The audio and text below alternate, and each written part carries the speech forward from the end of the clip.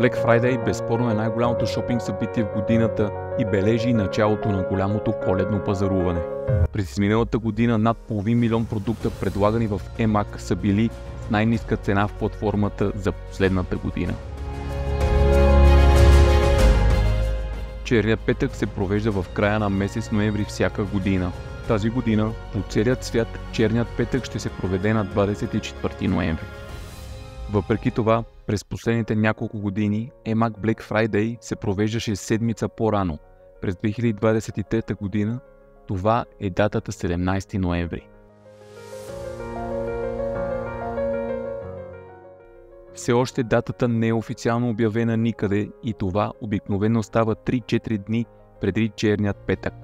Нашите прогнози като най-вероятни дати са две – 17 ноември или 24 ноември. Когато датата бъде официално обявена, ще имаме възможност да я споделим и на нашия сайт промо-брошура.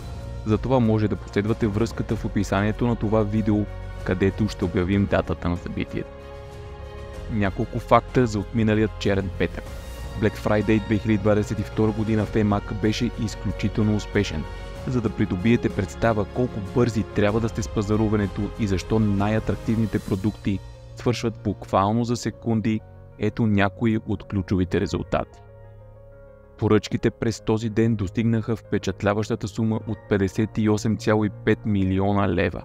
Този висок оборот показва големият интерес към предлаганите от eMAG продукти и намаления.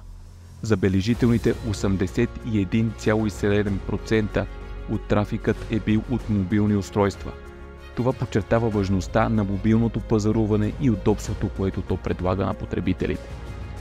Потребителите на eMAG са отделили средно по 591 лева за своите поръчки, като са добавили средно по 3 продукта в тяхната количка.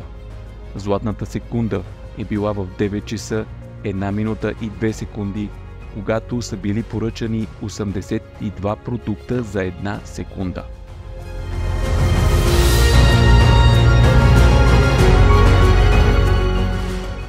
Благодарим, че бяхме заедно и не забравяйте да последвате връзката в описанието на видеото, където ще обявим датата на Black Friday в eMAG за 2023 година, когато тя бъде известна.